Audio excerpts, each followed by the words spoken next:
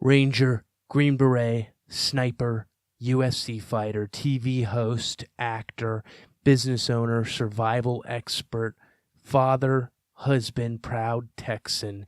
There are a lot of things that can be said about this next guest, whether it's on the battlefield, in the octagon, or on the set of a show. But do you know the human? Tim Kennedy competes at everything in life, and his resume consistently demonstrates that fact. The Tim Kennedy that I know is compassionate and fun-loving with a work ethic that will put most to shame. He is someone who simply wants the best for his country, and whether you agree with him or not, you will always know how he feels. Trust me, you're not going to want to miss a single word of this podcast. He's been called Captain America. Here he is, the one and only Tim Kennedy.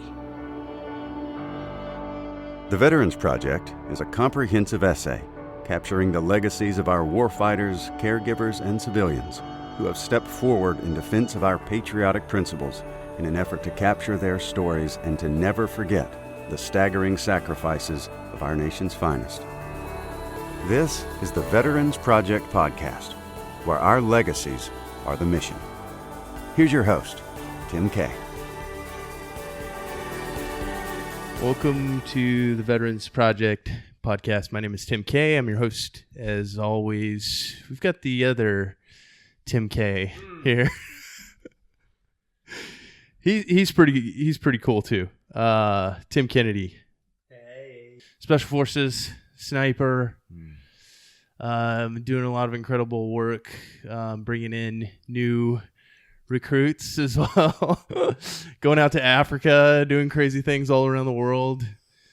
Tim, I think the audience probably knows you pretty well by now. I mean, we had you in the project about 3 years ago, but you're pretty well known in the veteran sphere and outside of it too. I've got friends that don't even really get into veteran stuff, which sounds really terrible to say, but they're just terrible human beings. Actually, I don't know why they're my friends. Be better people. Yeah.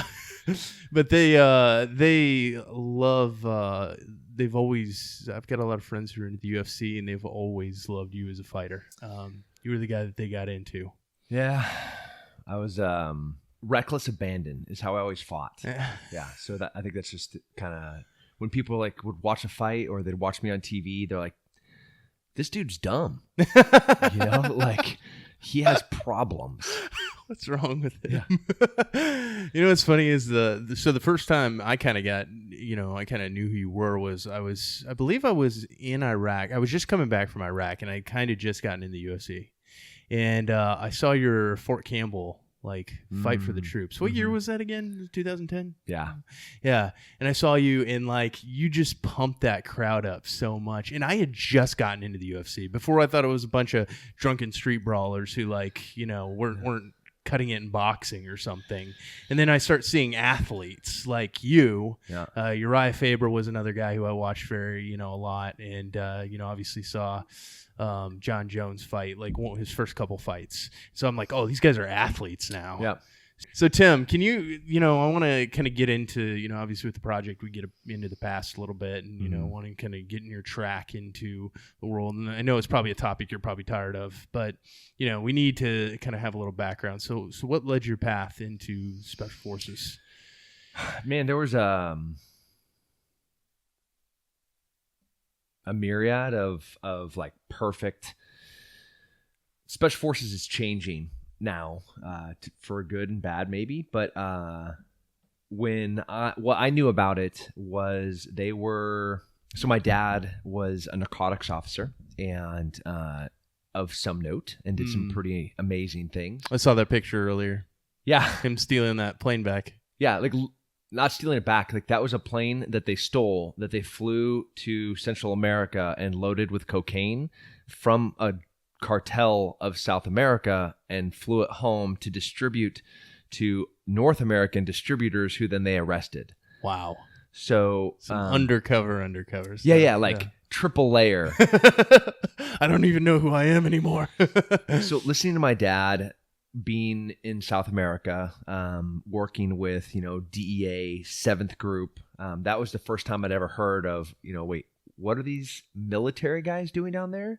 They're speaking Spanish in Colombia, in Medellin and Bogota, Yeah. Cartagena, and tracking down cartel members and doing super ratty gangster stuff. This is like pre 9/11, right? Like this is like the only war that was being fought at the time. You get Panama, Grenada, kind of passive aggressive proxy wars with communism.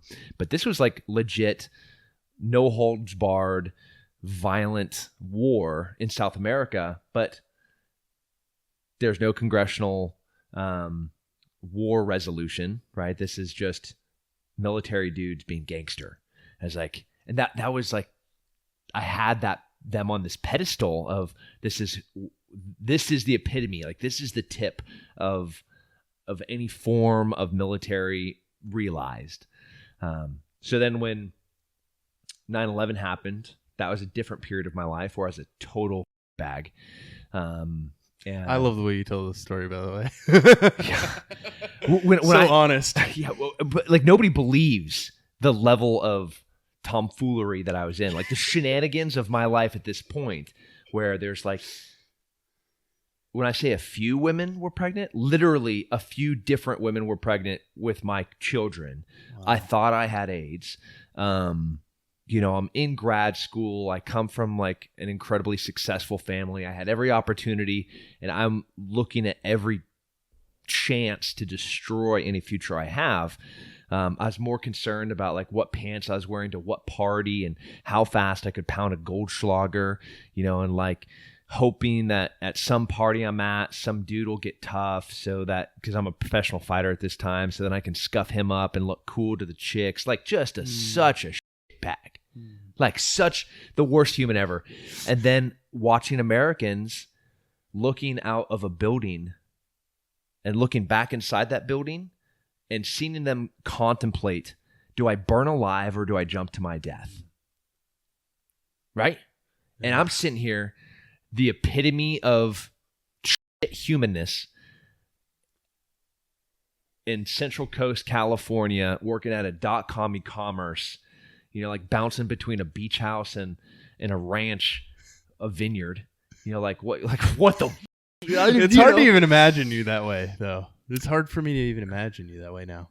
Yeah, so that was like that moment was the beginning of change. Yeah. And thank God for it. Yeah. So, once you made that decision, what was it immediately I want to be special operations? Yep. Yeah. Okay. I mean, so then going back to me being 8 and listening to stories of Green Berets in South America, like setting Vietnam era traps for cartel coyotes, helping. So that plane that they stole, they got from this other group that stole it, that were Green Berets that pretended like that they were part of the Red Cross delivering humanitarian aid totally against the law in like a whole bunch of different ways. So like remembering those stories, I was like, there's only one thing I can do. Like, I'm going to do this. So I went all in. There was no, and when people email me and ask me like, hey, do you have any advice about, going to selection? I usually give them like 2 or 3 paragraphs that are pretty pre-cut about, okay, here's how you should be physically, here's how you should be mentally, and here's this last thing. There's no option besides success. Like if you think, okay, if I don't succeed here, I can go to the 82nd, or I can go to EOD, or I can go and try to get into Ranger Battalion. Like those are not options. Like you will either get your Green Beret or you will die. Because once you set that path in your head, you most likely won't succeed. For sure. Yeah. Yeah. Like guys that were already like setting secondary and tertiary options for themselves, I knew for sure they're going to fail. Yeah. Wow. So what was selection like for you? So much fun. Yeah. Yeah. So all phases of training from the time from pre-selection and as an 18 X-ray, they had this thing called SOPC, Special Operations Preparation Course. And that was the biggest attritor for, this is the very beginning of the war. We're like class 3 or 4 of 18 X-rays. So the regiment, the Special Forces Regiment, did not like the idea of 18 X-rays. Young kids off the street. At the time, they all had degrees. So like all the guys that I was in selection with were all collegiate athletes. Freaks. I mean, like amazing athletes that wanted to go do great things. But SF were like, hey, you guys are too young. You know, you're right out of college. Might as well just be an officer. And because of the pedigree of guys I was going in with, with all the same mindset of we have no other option but success. From basic training to infantry school to airborne school to SOP-C, we're now like a pretty cohesive, we'll call it us a unit. There's like 25 of us that we're all in the same company together, and all 18 X-rays from the very beginning. And then when we get there, you know, there's like 400 dudes in holding wanting to go to selection, but they had killed some Green Berets at the beginning of the summer. So they're like, all right, no more 18 X-rays going in here. You have to wait until fall. So we got stuck in this SOP-C, this preparation course for 2.5 months. That's terrible. Yeah. There were over 400 of us. 90 of us went to selection. Oh my gosh. The rest went the way of the dodo bird. Wow. They went to EOD, or they went to 101st, or you know. And of the 90 of us that went to selection, 88 of us got selected. Wow. Like zero were giving. Like you would have to kill us to stop us. The 2 that didn't get selected were complete non-selects. So they finished all 28 days of selection, and they're like, hey, you can come back. Yeah. You're insane, but you can come back. Wow. Like they just didn't, you know, meet the criteria. And they had, while the bar should never change. Right. It does change. Yeah. It should never change, but it does change. The bar for us was held high. Yeah. Has it changed a lot? Yeah. Yeah. Horrifically, tragically, dangerously. You know, you can't mass produce special forces. Right. Period. Like that is one of our core beliefs: is you cannot mass produce Green Berets. The demand for the mission has grown to such a degree that they're like, hey, these guys can do all of these things, whether it's direct action, time-sensitive target DA missions, you know, JSETs training foreign partners. And because we can do all of those things, they were using us, but there's not enough of us. So like, oh, we'll just make more of them. That's not how that works. Yeah. Right. So they're like, oh, and then we'll have women do it too. But we're going to change the standard. And then it's like, okay, we're going to have, we're going to like drop GT scores to get in, or we're going to drop these 5 gates that have always been there since the beginning of the time, you know, 1960s. We're going to take some of these gates away as absolute requirements and make them like, when they get to the board and there's a group of people that are going to look at a packet and there's going to be a bunch of things that you're supposed to have done to be a graduate or a selectee to move on to training, they're, instead of them being requirements, they're going to be like, you should have been able to do these. Right. Hopefully you got kind of close. Yeah. Wow. And that's how dudes die. Yeah. Yeah, I remember particularly, I don't know if it was a year or so ago, but there was a letter that came out or something about... an open letter from a Green Beret. An open letter, yeah. General Sontag tried to take that dude's SF tab. Really? Yeah. Did not know that. Yeah. Wow. They tried to yank his SF tab. Oh my God. For telling the truth. Yeah. That the standard had changed. Yeah. Well, anyways, General Sontag is now retired. That's what happens when you try to punish somebody for being truthful. Yeah. Wow. Yeah. So, hey, sir, your career's now over. Yeah. No, we don't have another job for you. Like, that's what that looked like. Geez. So every time you think about punishing a dude for telling the truth, karma is I don't care what your rank is. Yeah. You know, when a dude is trying to do the right thing, don't punish him for doing the right thing. That sets a pretty bad climate. Yeah. You know what's funny is that sounds like something that would happen in the regular army. That doesn't sound like something that would happen coming from a special forces general. Like you're, you know. Well, that should never happen anywhere in the military. It shouldn't. Absolutely not. The fact that it was happening within special operations is wild. Insanity. Yeah, I know. You know. I thought that was crazy. Yeah. When I heard about that. I wanted to wear those. The whole entire command at the time. Yeah. I'm like, I want to wear your skin as my birthday suit. Like, that's how mad I am at you guys. You know. Somehow I can see that. Yeah. That's a weird thing. Like, you know, like we've corresponded and we play around on Instagram sometimes. So, you shot me a few years ago. And like, I think I have like a pretty gregarious personality and pretty approachable and pretty open. Yeah. But then like people forget the savage. Like I'm a savage. Like I will wear your skin. Yeah. Like you betray my friends or my family, like I will wear your skin. What is that? Where does that come from? I mean, that is from birth bred in a house full of overachievers that were gifted at violence. Yeah, seems in like a really your dad great way. Was that way. Oh yeah. A beautiful. So I talked about masculinity yesterday. GQ magazine posted this picture of new masculinity, and it had a dude wearing a dress that looked like a plastic yellow tarp. Because of course. Yeah, well, of course. And I was like, well, masculinity has never changed. Yeah. Good masculinity. Right. Now, there's bad forms of everything, but like pure masculinity is like kindness and power and strength put to a good purpose.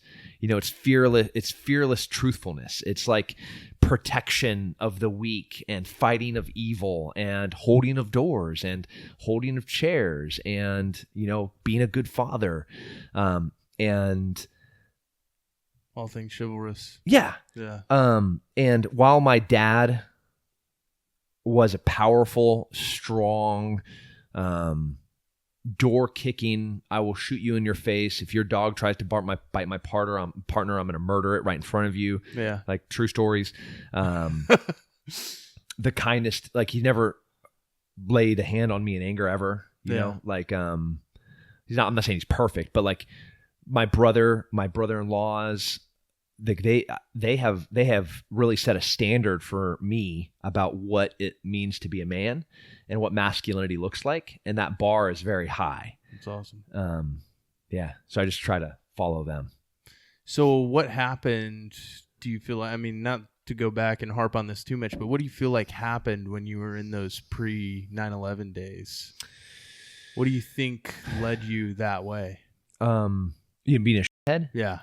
The entitlement.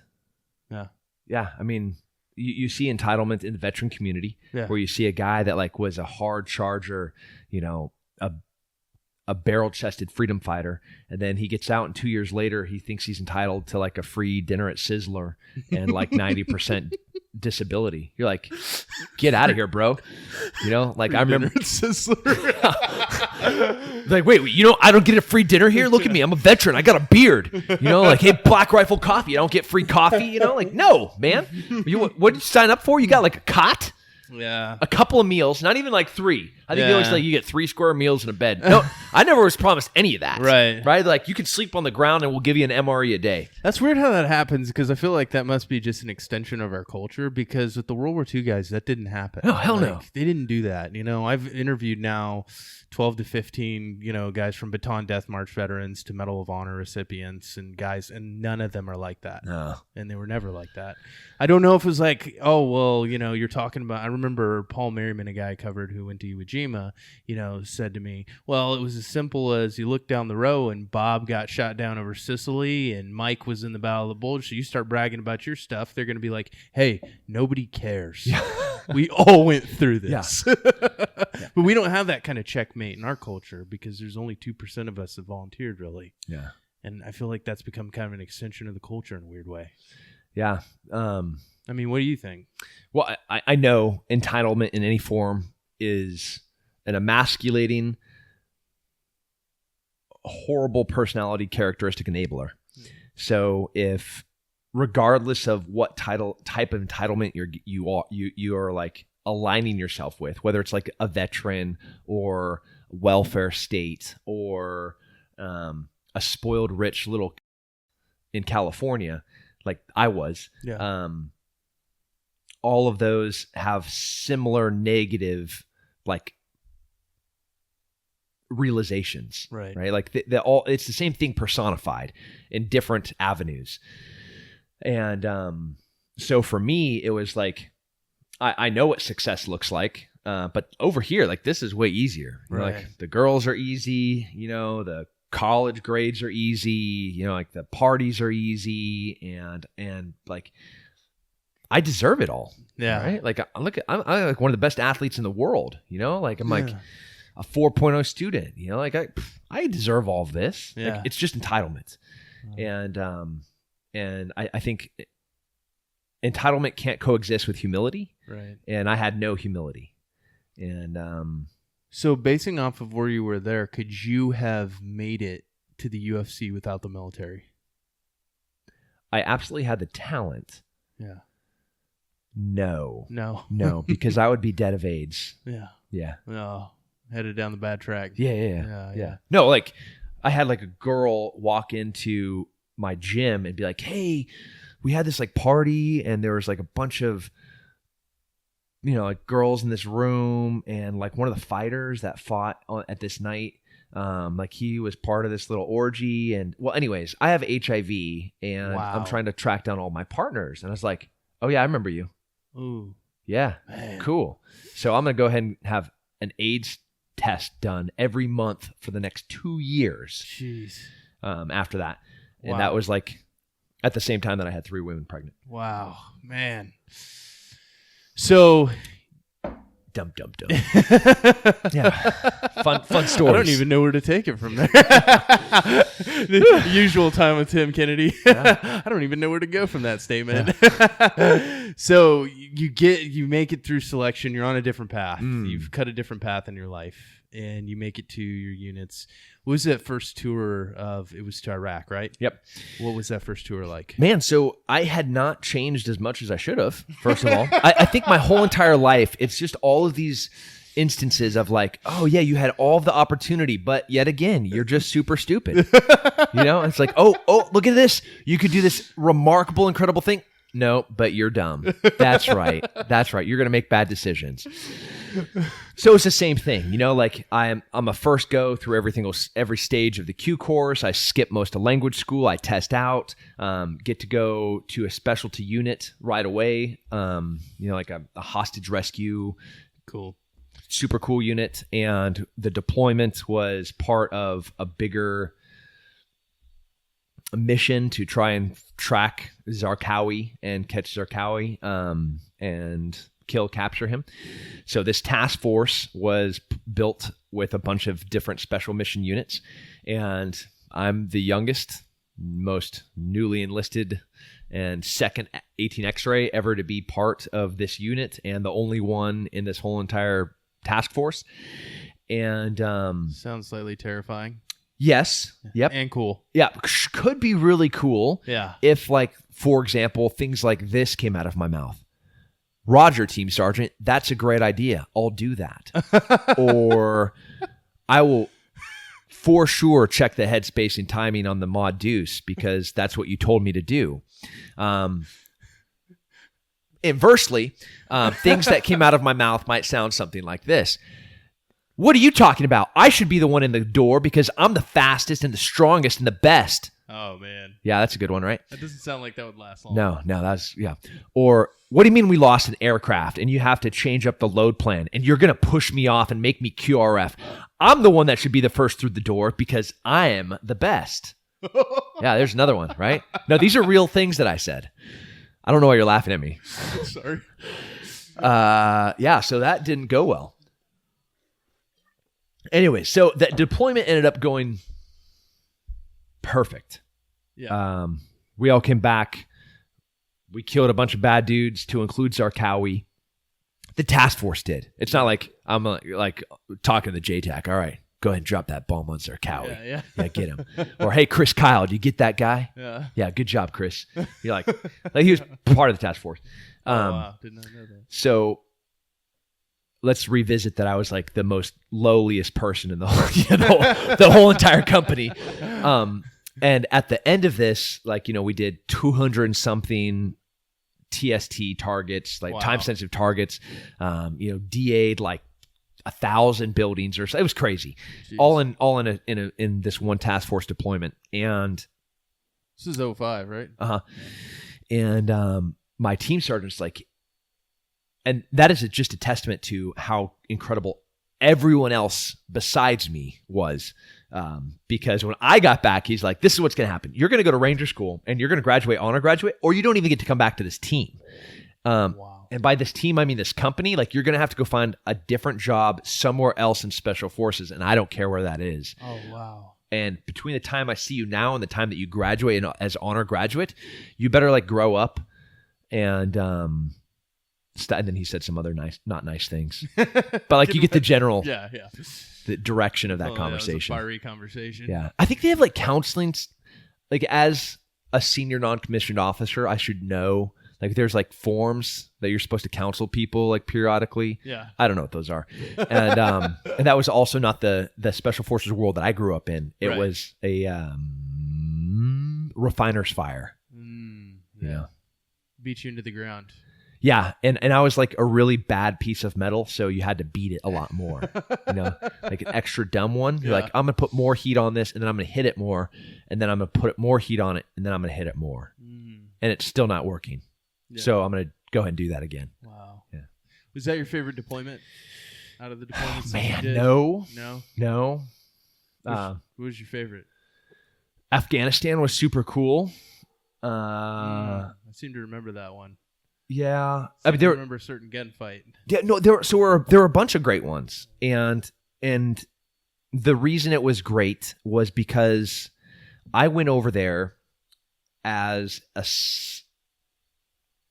supplement sniper team. Me and my sniper partner, we were like USASOC snipers that were going to be going and helping other Tier 1 units, to include our allies. So like the Czechs off and Brits and the Canadians and the Australians.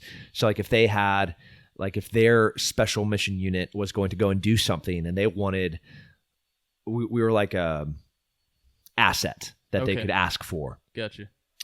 But what happened was, as soon as we got there, like we'd been in country like a week, my sniper partner gets the letter from his, what do they call those letter? Like a Dear John? Yeah, Dear John letter. Like, oh no. And he's like, what is this? Oh, my saving account's empty, and you're asking for divorce, and you sold our house, and all my stuff's gone. Oh, like it happened in a week. Like, she'd been planning for this to happen. Wow. So he gets this permissive go home to fix his life, and that leaves me by myself. Yeah. Like, what? So like, I'm not an asset anymore. Like, I don't have a sniper team. Like, now I'm a standalone individual dude. So fortunately I had the skill set and I had all these specialty schools. So I kind of remained in that role of being a thing that could be asked for. And I got to go with a lot of cool people to do a lot of cool things, but I didn't really have any, like, there's nobody that was in charge of me. Like, I wasn't part of group. Like, I didn't have an ODA. I didn't have like a team sergeant to answer to. Like, I talked to the TOC sergeant major and be like, okay, who's going out? And what I would do is I'd go find out what like the next mission sets were, and I'd go and like knock on a door. I'd be like, hey, what's going on? I'm Tim Kennedy. I got a bunch of lawn guns, and I shoot people from far away, and then I shoot people up like really close, and I'm like super violent. And I'm free. Like, you don't have to pay for me. Like, all you have to do is like give me a seat. Yeah. And I like grovel. I'd suck. I would do anything to get on any vehicle, any aircraft. I was like, oh, you have a light-skinned Land Cruiser? I'm in. I'm like, oh, cool. You're going to be driving like, mopeds? I'm in. Yeah. I'm serious. That like anything awesome. that was rolling or flying, I would try to talk my way on for the whole entire deployment. Wow. That's awesome. So I got to do some really, really, really cool, crazy, unbelievable things. And then like different countries, huh? Yeah. Wow. Yeah. And then some like horrific things, Tell me about war that. Sucks. So one of those things, they were Czech special forces. We're going to be moving from one of our big AOBs into one of our small FOBs. And they were going to be out there for like 4 months. And we were going to be escorting them and delivering all of their provisions for them to work out of this fire base for 4 months. So for them, like it was a 6-month deployment, right? And so they have like a 1 month kind of built-in transfer to the FOB, 3 months of work, or 4 months of work, and then a month loadout. That's their deployment. So I get there and I was like, oh, hey, y'all are going out to this Firebase Anaconda. It's going to be like a 2-week drive along this one designated road between the AOB and the FOB. And you have one ODA that's going to be escorting you, but you have no American that is going to be co-located with you. So guess what? I speak American. Yeah, I got guns too. So would it be cool if I was just assigned to this check unit for whatever duration you need? Yeah. And they're like, oh, this is great plan, and they like super European accents and they're like, we'll just like go from here, point A to point B, which is going to take a few weeks, and we're going to get pretty much attacked the whole entire way. Yeah. And that's what ended up happening. So from the time that we left, it took about 2 days. Oh my goodness. And until we got to our fire base 2.5 weeks later, 3 weeks later, we had pretty much been in gunfights every single day. Wow. Some of which lasted we were designated to be in a tick the whole entire drive. Jeez. Because we're troops in combat the whole entire time. Wow. And some of the worst periods of that trip, we drove into this valley and we're coming into this village, and the village is like, we saw like donkeys and people like running over the hills. We're like, well, this is odd, right? Probably not a good sign. Yeah, bad sign. For sure, bad sign. And we get into the village, and it's just like ghost town. It's like I'm in New Mexico at one of those ghost towns. Yeah. And like you could still like see smoke that's smoldering and cooked fire pots. Oh, man. It was like legit. The Taliban came in there, said, sounds awful. all of you people run because we're going to kill all of you. And then the people that come through here, we're going to kill all of them. Right. Well, we were those people that they were going to kill. Yeah. So as soon as we got to the far side of this village, it was an IED, RPG, PKM initiated ambush. All those things happened at the same time. It was crazy. It was like, boom, the truck in front of me blows up and everybody dies. And then like an RPG skips off our hood. And then there's just like machine gun fire. And that was the beginning of a 3-day gunfight. Wow. Where like lots of Purple Hearts on the American side, lots of KIAs on the Czech side. Like guys getting, just typical horrible war stuff. Yeah, wow. Overpressure from the bomb in the vehicle ahead of me. Like I'm throwing up and shitting myself from like overpressure sickness. Like there was one time where we'd been shooting for so long, I think 2 days. And while like most people are like, oh, I could be up for 2 days. Yeah. You totally could be. Yeah. But being up for 2 days and like running up and down mountains with body armor on and like murdering people does a different thing in the taxing your body. Yeah. Right. And like the whole CNS measurement. It's like, all right, as CrossFitters, like, okay, I'm going to totally whack my CNS in a super hard workout in 30 minutes. Then I'm going to recover for the next 23 and a half hours to hit this next. You're like, gotcha, bro. What I'm going to do is try not to die for the next 48 hours. Anyway, so I wake up underneath this Humvee and there's like diesel dropping on my face. And I was like, ugh, how did I get underneath here? And then I crawl out and I throw up and shit myself some more. And then it's like, oh, wait, we're still in a gunfight. Oh, my God. Like nothing had changed. I don't know how long I've been underneath there. Wow. And so that sucked. Jeez, yeah. I don't know what that's like. Well, I would not wish poop running down anyone's leg, on my worst enemy. Yeah, I can imagine. Man, that's tough, loss in combat. I mean, I'm sure you didn't know those guys too well, but it's always tough when you lose guys. Yeah, so that's like, everybody knows this. Like if you've worn a uniform, if you're on the same side, even sometimes when you're not on the same side, like you're still doing the same job. Yeah. You're like Confederate and Union soldiers. Like, while there was hate, there was also love and appreciation.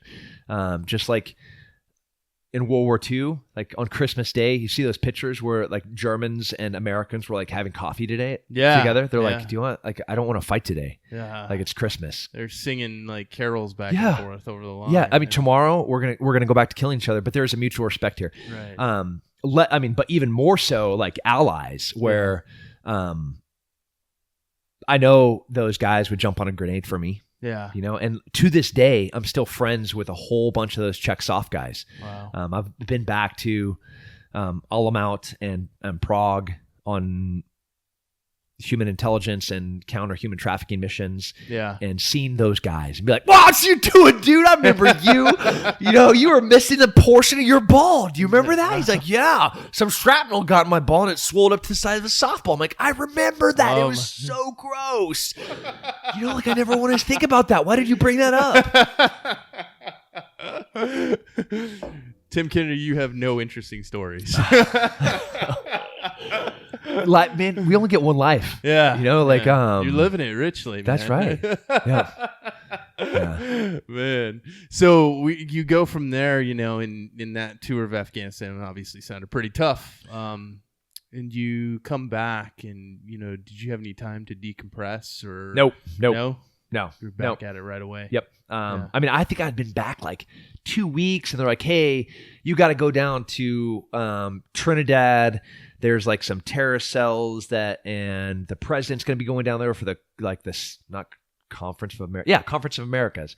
So you're like PDSS for Secret Service and you need to hand them target packages from all these things. You need to train all these guys there and the cops and the military are like the same thing there. They're like, you're going to work with them and go and try and find these assholes." And I was like, I haven't even cleaned my guns yet, and I'm pretty sure all of my gear is covered in like Afghani blood. Yeah. So like, wow. I'm going to go to the laundry and then pack my bag. Is that cool? And off we went. We'll give you 12 hours.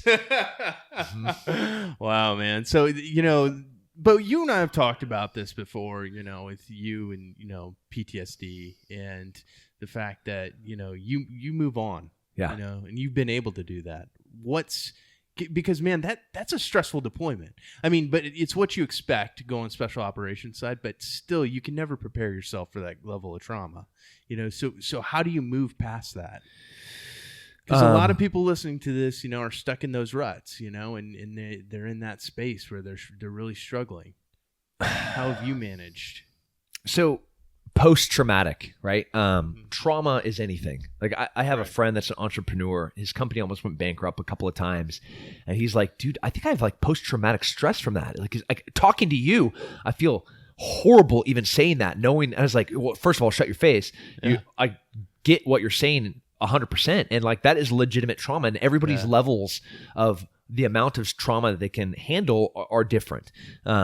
So I have a bunch of really healthy coping mechanisms from how I grew up.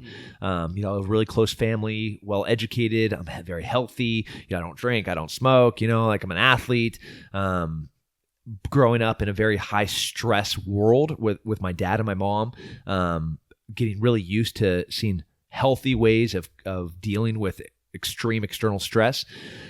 So all that aside, my level of what I determine to be trauma is very, very high, that threshold of what would break me. And then like realizing in or after trauma, like what kind of trauma that is and what do I need to do to stay very, very healthy. Like I have had like a couple of nightmares. I've been in Special Forces for 15 years. A couple of them. Wow. In my whole entire life, and like I've killed women and children, and I said that on a post one time, and I still get people that are like, you get ripped apart all the time. They're like, this is a guy that brags about it. I'm not bragging about it. What I'm doing is I'm setting a clear table for people to appreciate the type of stress and trauma that I've experienced. Right. So like, just so everybody can shut the up, there was a machine gun sticking out of a window that was blitzing the door that me and my friend were trying to get through. Yeah. Like splintering bits and fragments of the door rounds skipping off next to my friend's foot. And like, I take a peek and I see the window in the machine gun barrel and I throw a grenade through that window. Yeah. Guess who the dude has barricaded in the window in that room with him? Women and children. That's right. Women and children. They're assholes. Yeah. So like when I say like, it's a horrific thing. Like, this is terrible. This is not bragging. Like, this is like the things of nightmares. But you're explaining the terms of warfare. Absolutely. And, but I'm going to say it like clearly and honestly. So like not in a braggadocious macho way. Like nobody should ever brag about hurting a woman or a child or anyone for that matter. Right. But now after that, like as a man that has done that firsthand, experienced that firsthand, and can like still go pick up my 2-week-old daughter or listen to her cry. So the worst part was not everyone in that room died, right? There's a bunch of women and children that lived, did not live well, and babies that did not live well because of my grenade. So when my kids cry, you don't think that I think about the last time I heard really horrific crying, right? Yeah. Like, hell yeah, I do. Yeah. But everything that I do now is to maintain and continue to grow as a person. And the only way that you can grow is through pain. Yeah. So I treat pain, I treat trauma as growth opportunities. Emotionally and physically, right? Yeah. Like my muscles don't get stronger until I hurt them. Yeah. Right? Like saw that in that workout earlier. Yeah. Yeah.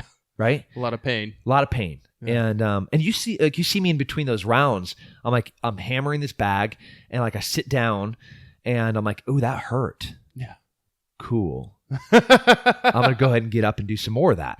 Yeah. Because that means I'm getting stronger. Yeah. And I'm like in the pool and we're doing sprint sets, and like we keep increasing the pain. Like literally, like we're quantifying what pain looks like in 100-meter speed measurement. And I'm like, okay, that sucked. Let's make it suck more.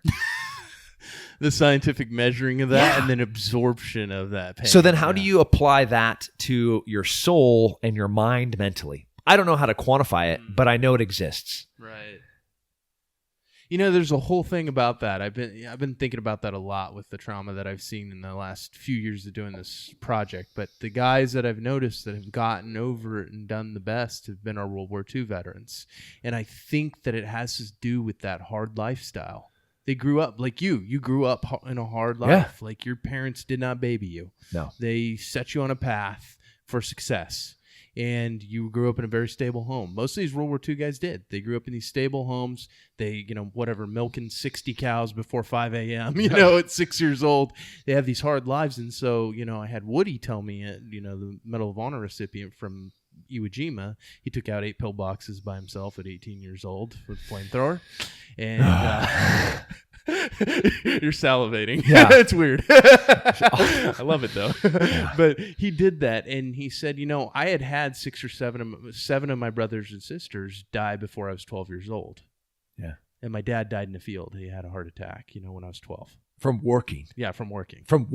So when I get to Iwo Jima, it's like, oh, okay, death, more death. Yeah, I know this. Yeah, I know this. Yeah. And then after this, like, I know what pain feels like. Yeah. Cool. I know this too. And you put yourself there. Yeah. You do that. Back to like the entitled veteran. You want to talk about an environment that's conducive for post-traumatic stress to grow? It's an entitlement, right? When you think that it should be easy, when you think that you should be given these things, that is where all horrible grows, right? That's where extramarital affairs occur. That's where injuries occur. That's where alcoholism occurs. That's where post-traumatic stress grows. Like that is a petri dish of disaster waiting to happen. Or there's a different option. The Jocko Willink approach, right? The Andy Stumpf approach. Like, I'm not going to say the Tim Kennedy approach because my approach is just like, I'm dumb. Keep hurting, right? Like, this is pain. I like it. But that's it. Like, I feel like it's the same thing, though. Like, Jocko's got that 4 o'clock watch thing, and you're doing that every single day. You put yourself through that. Yeah. It's not stupid. It works. Yeah. As soon as you leave, or as soon as we're done here, like, what do you think I'm going to go do? Probably something that causes more pain. That's right.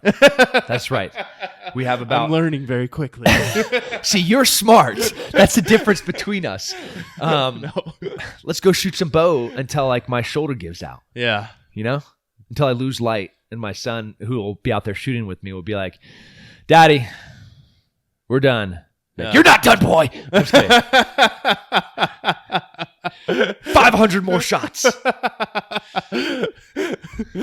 Oh man, you talked about people complaining. We heard the podcast, Tim. And child services is on the way to the house right now. They have a lot of offices in Austin. They do. Yeah. Scary. Well, so, you've talked about that pain, that puts you on that, path of growth. What about, you own how many companies now? How many different groups are you working with? Sheepdog Response, are you still doing that? Yeah, so I own 5 companies, and I'm partnered with 9 companies. All right, I'm going to need a nap. Yeah. So what's that? Does that help you as well? It's the same thing. Yeah, like, you want to talk about pain? Be an entrepreneur. Oh, man. Yeah. Right? Yeah. Right. You want to be scared? Yeah. I've been scared every day since I started this. Right? Like, can I pay my employees next week? Like, I have, dozens of people in one company that are like feeding their families off of the success of this idea that I've put into a concept that I'm now selling things through. Right. Right. And then, like, if that construct fails, like, do their families starve? And that's on me? Like, cool. All right. So that means I'm not going to fail, and I like pain. So whatever it takes to make this successful, I'm going to go ahead and do that. You don't see that aspect and get so scared that you don't do it. That's the difference. There are people that see that possibility and they go, I'm never going to own a company. Instead, you see that and say, oh, cool, an opportunity to grow. Yeah. And you've been able to propel that into 5 companies. Yeah. Or fail. Yeah, or fail. Yeah. I've had a couple of companies fail. Yeah. And that hurt. Yeah. Like, it hurt the ego. It hurt the bank account. Yeah. The ego is the biggest one to fail at something. Right. And like, people, wait, so I'm not getting a paycheck? No, man, that's what out of business means. Like, I'll give you a really great letter of recommendation, but like, yeah, we're done. Heck, I'm broke. Yeah. Like, we got to figure this out. No more paychecks. And like, that's pain that you never want to experience again. But I feel like being a fighter prepares you for a lot of that. I've noticed that about you guys, particularly in the UFC or Bellator guys I've been around. Like, they are almost all extremely humble. Well, you should be, because you get punched in the head when you're not. Yeah. And that's the thing, right? Is if you're extremely successful in that sport, you've gotten your butt kicked a lot. Yeah. Yeah. Probably more than you should. Like, than is healthy. Yeah. I don't know how to like measure total traumatic brain injuries. But in the variety that I have incurred on my brain, it might be completely unprecedented. Totally unique. Think about that. Like, how many other dudes do you know that have been blown up? Mm-hmm. Like, have as many jumps out of an airplane with really crappy landings? Because I'm stupid. And professional fighters for 20 years. Yeah. I don't know. Yeah. Yeah. I mean, and then even rolling, man, you still incur things doing that. Yeah. I mean, I've been, lightly on the mats, and it's tough. Yeah. Every roll is tough. Yeah. Painful. Yes. Painful. Yeah. Which you thrive like. on. Yeah. You don't just like, you thrive off of it. You were talking a little bit earlier about, taking your bow out, and obviously you're an avid hunter. And we are in a room surrounded by very exotic animals. They're so pretty. Yeah. They are. What makes you love the hunt, and what do you say to people that are like, animal killer, and you disgust me? They're cowards, and they're ignorant. So anybody that even if you're like the purest vegan on the planet, I argue that I do more for nature and our environment than you do. The way I feed my family, the way I source my meat, the quality of nutrients that I give my family. Like, everything you see around me, we ate, and everything that you see around us, was very carefully selected in why it should be shot, where it should be shot, when it should be shot, and what I'm going to do with it after it got shot. So like, got a really pretty bear out there. And the way that bear tag is issued is they look at the total amount of food that's available in a given space. And then they estimate the number of bears that are living in that space. And they say, okay, this food will support 10 bears. Well, the bad news is there's 15 bears in this area of land. So what's going to happen to these bears? They're going to starve to death. Yeah. Not 5 of them. Right. Maybe 8 of them. Wow. Maybe 9 of them. Right? Yeah. Like maybe all of them. Or maybe because there's not enough food, their immunity systems are going to be so weak that they all might die. Yeah. Or they can't reproduce. So what they do is they issue X number of tags in that disparity, the delta between food available and number of animals that are there. So boom, now you have a bear tag. You can go to this very specific area and you can kill a very specific animal to keep the balance even. Like that's how that works. I don't think anybody understands that. No. And so in the biggest thing that is hurting wildlife is habitat. And do you know what the number one protection for habitat is? What? Hunters. Yeah.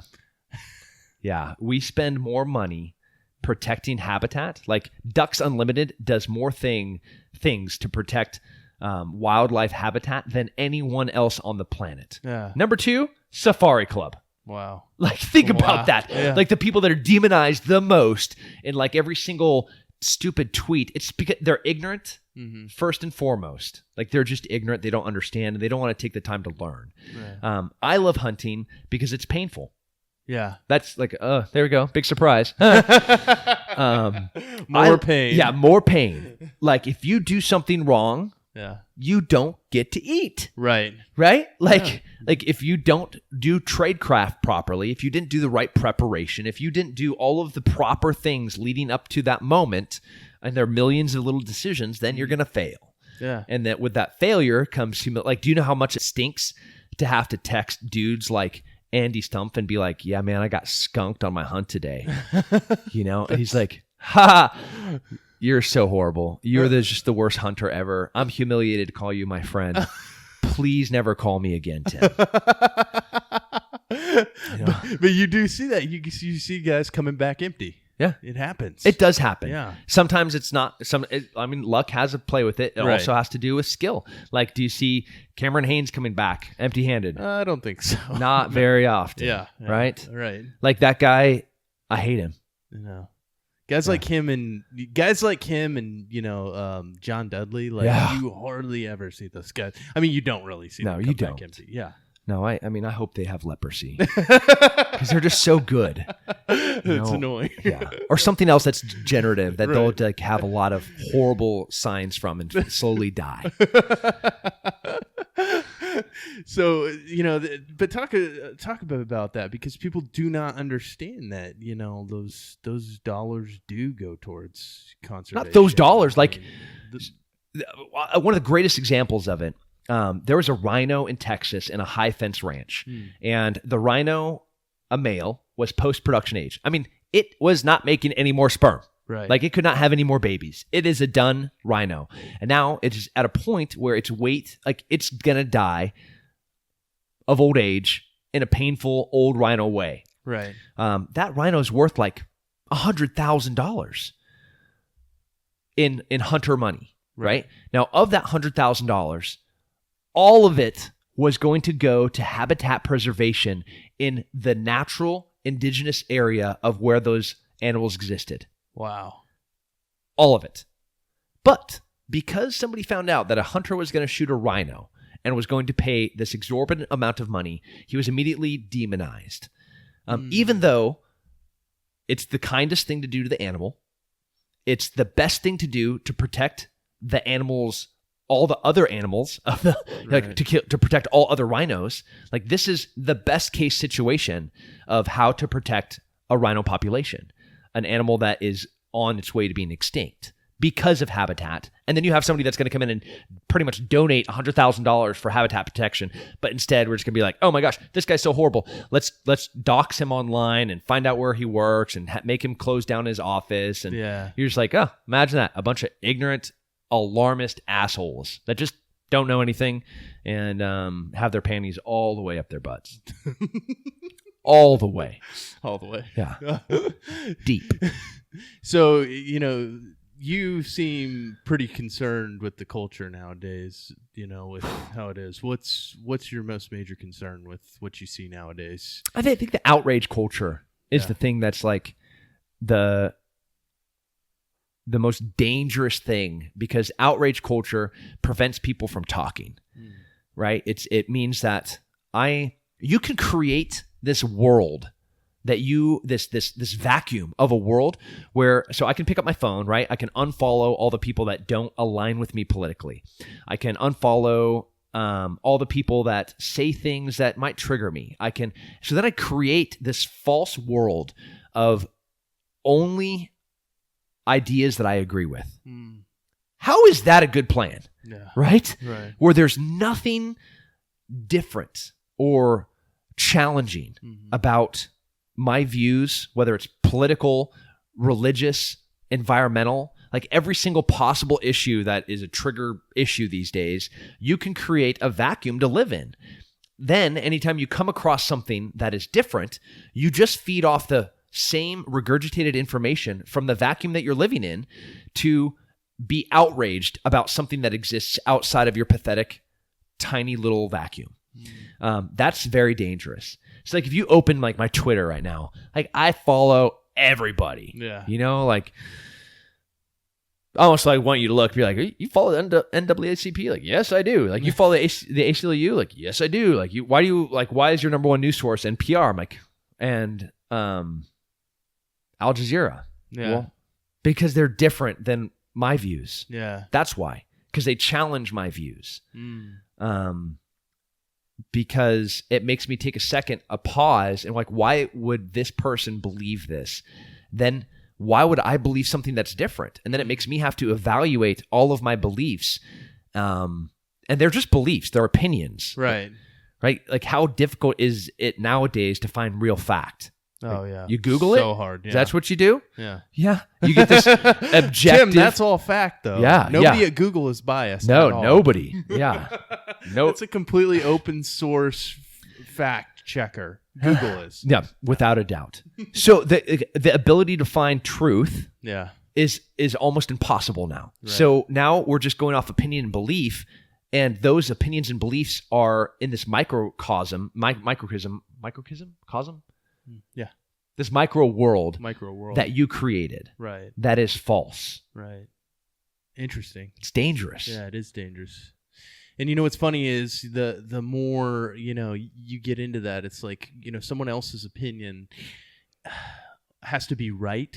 And if it's not right, then they'll destroy very often all science will get destroyed on the way to getting their opinion as the fact. Yeah. Which is crazy to me. Like it used to be like, well, we're going to, scientifically figure this out and then that'll be the fact or how we form an opinion, and whatever that is, an objective scientific approach. Right. Where now like every single scientific study is full of shit. Yeah. So like, wait, who paid for this study? Like pharma paid for the study and we're talking about pharmaceuticals and pharma paid for the study. That's interesting. Yeah. Like there's not an objective source of truth anymore. Right. So like unless there's truly a scientific method applied to the question that's being asked, like there's nothing objective about information anymore. It's all bias. This idea comes to me all the time of derision and how, divisive our culture is nowadays, but it's exactly what you're talking about. You having Al Jazeera on your feed, NAACP, ACLU, paying attention to those things. I do the same.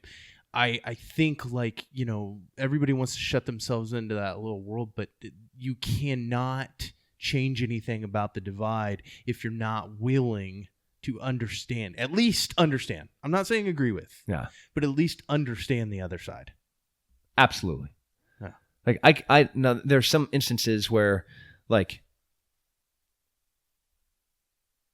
from where I grew up and the privilege that I have, like it's going to be really difficult for me to be sympathetic and empathetic to some people's a poor African American that grew up in the Chicago projects. Right. Right. Like, while I want to understand it, I may not be able to. Yeah.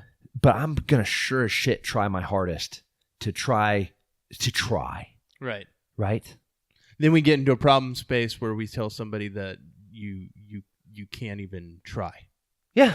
Like, no, Tim, you can't even like begin to scratch the surface of understanding the hardships. Like, man, I know what hardship feels like. Matter of fact, I seek it daily. With that in mind, I will do my best. Yeah. And am I even allowed to do that? Can I try? Yeah. I guess I'm not. You're right. Man. That's interesting. It's scary. Yeah, it is scary.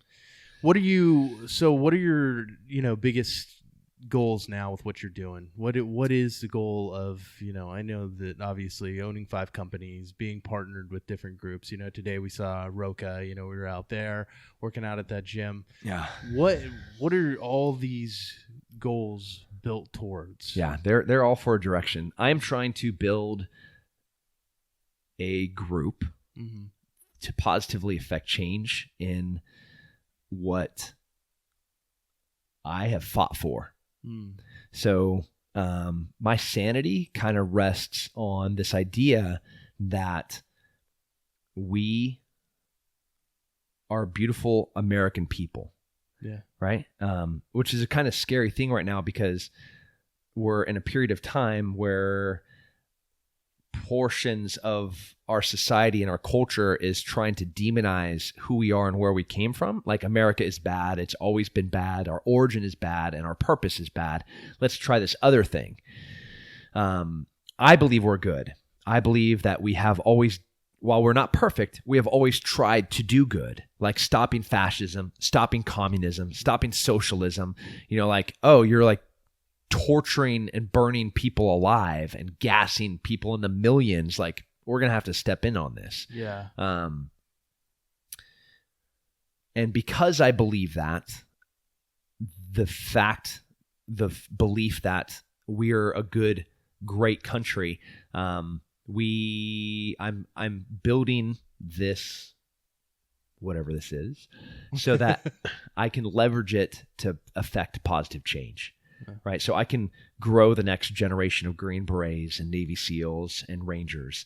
So I can encourage the next wave of entrepreneurs and engineers to be like when was the last time we built something truly great? We did some pretty cool things for a while, and then we're like, I don't know, what are we doing now? Like, oh, great, we made a new video 12. Game. Yeah.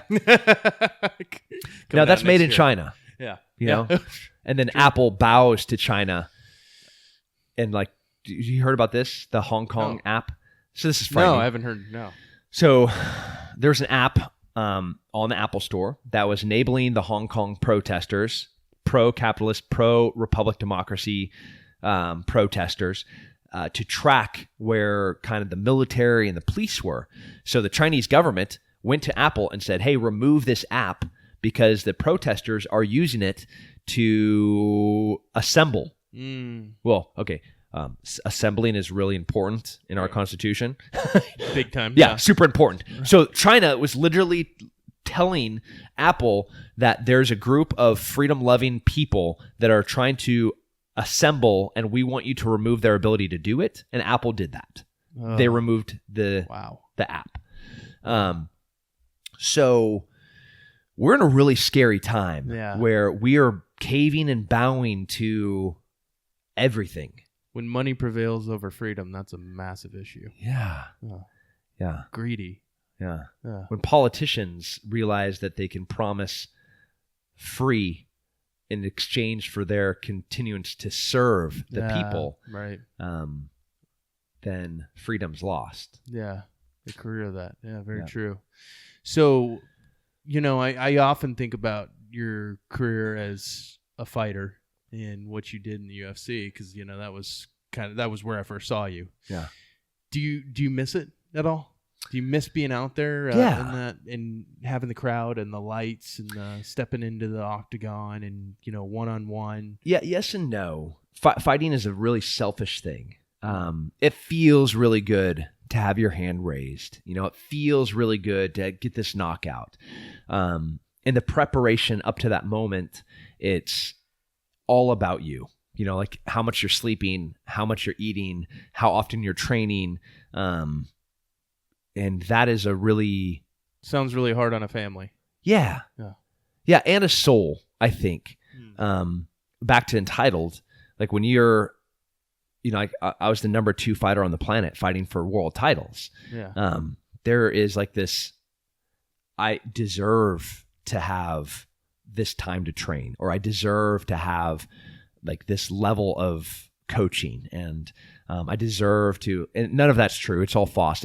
It's very difficult to not fall into that professional athlete level entitlement where you see LeBron like saying the dumbest things these days, where like, bro, you're worth $1 billion. Like your opinion is not based in reality anymore because you haven't been part of reality for a really long time. That's another example of entitlement. Yeah. So, within that, do you think that your family has changed your perspective on a lot of things? Because we talked about, that with fighting a little bit, and obviously you have a wife and kids to think about. How does that change your perspective in life overall, I mean, all that you do? Family's pain. Dude, it is. I have a 2-week-old baby. We did a pretty badass Congratulations, by the way. Thank you. Yeah. Pretty badass workout this morning. Yeah. Flying around in a helicopter, going to get great lunch, and then going to the range and doing some more work. And you were sleepy though. I'm tired. I am a tired ranger right now. I appreciate you doing this podcast, Steve. I'm just surprised I'm not drooling and sleeping on this desk. Yeah. I mean, having that family though, it's obviously, it changes things for you, and your direction and the decisions that you can make. What happens after pain? Growth. Right. Family, while it is painful, it is the most beautiful growing of an opportunity. Like I was in love with my wife. Yeah. And I'm like, this is a realization of what love means, right? And then you hold your first kid for the first time, and you're like, okay, my capacity for love has grown. Yeah. And then you don't sleep, and then they piss on you, and they poop on you, and they throw up on you, and you're like, do you want my capacity for love has yet grown again, right? And then now you have this beautiful wife and this beautiful son, and you're like, dude, this is the realization of like the man capacity for love. Like I got my son, I got my wife, she's gorgeous, and then like you have your daughter, and like your capacity for love grows because it's different. Right. Like you do not love your son the way that you love your daughter. They're different. And like you definitely don't love them the same way that you love your wife. Yeah. And there's pain associated with all of those things, and with that is growth. So like your capacity to emotionally feel the spectrum of your emotional availability grows. Yeah.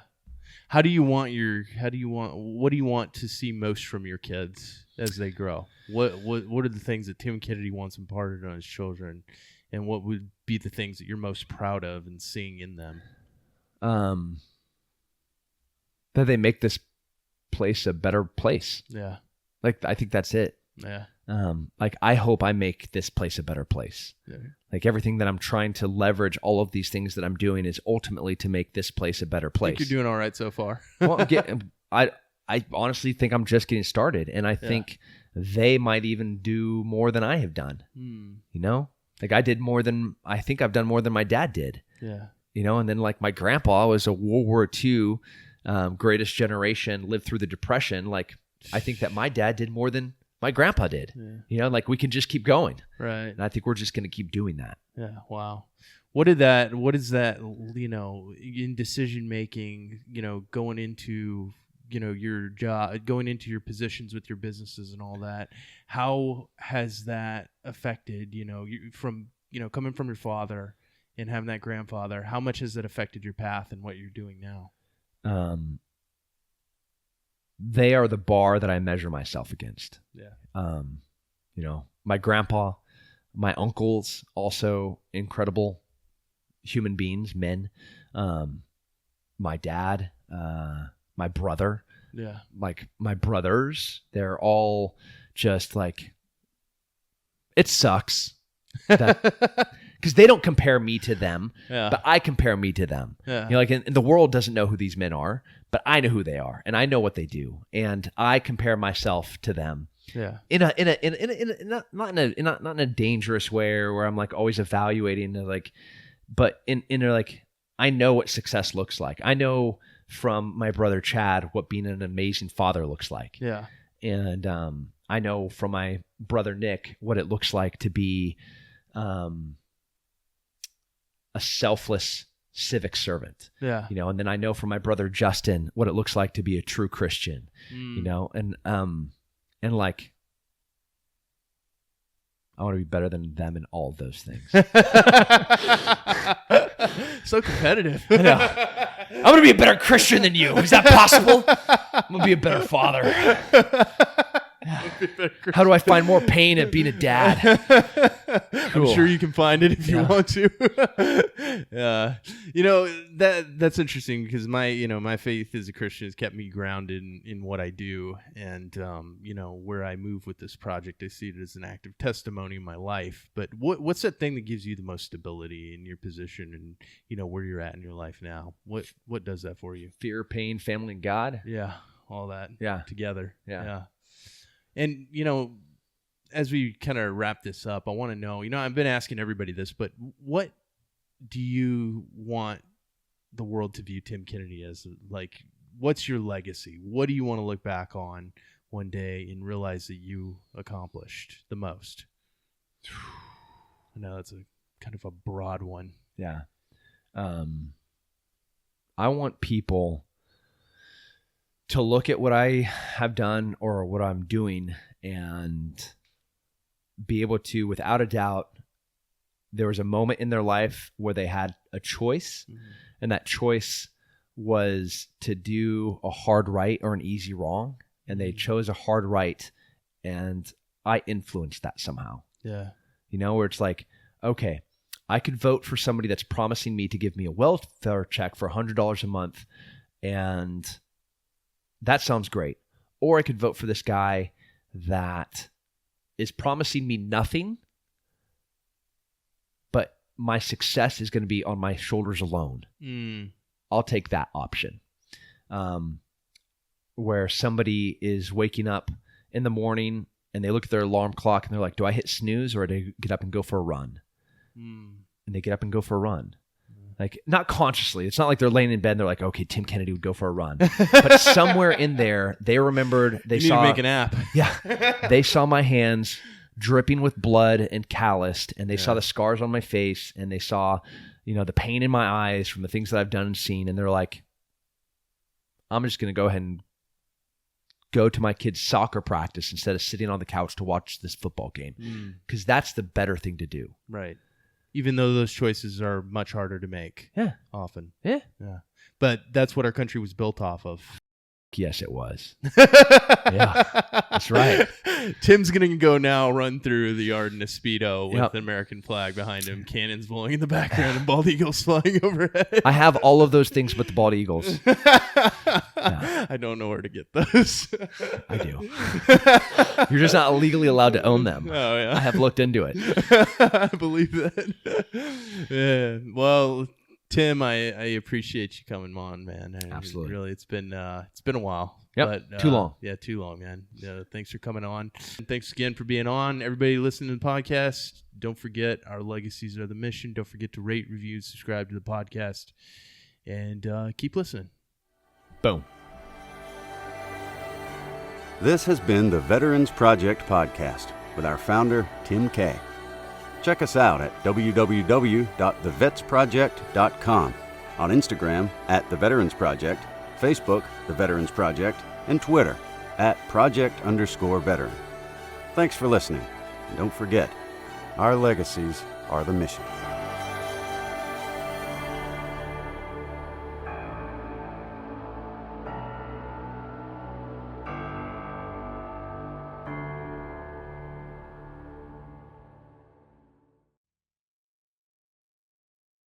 Tim Kay here, host of the Veterans Project podcast, founder of the Veterans Project and the Caregiver Project as well. Over the past 18 years, our incredible men and women have been fighting a seemingly never-ending war, thousands of miles from home. Although we are certainly taking care of business overseas and ridding this world of some sinister, evil men, this is not without a cost. Some of those costs are seen as in the loss of life and limb, while others are not as visible but still sacrificial nonetheless. PTSD, battle-related stress, sleeping disorders, and traumatic brain injury. Some of you out there know all too well what I'm talking about. Our current medical system's answer is all too often found in the form of prescription opioids, which really just mask the problem without getting to the root. You know what I'm talking about. Fear no more, though. Mayday Organics, founded by a former hard-charging recon Marine, is here with the top-of-the-line CBD products, which are all third-party tested to ensure the most stringent of standards are met. With oils, topicals, soft gels, and even pet treats for your little furry friends, Mayday Organics is here to help. Check them out at maydayhemp.com right now, where they have special sales and shipping discounts going on right now. That's maydayhemp.com. Check it out.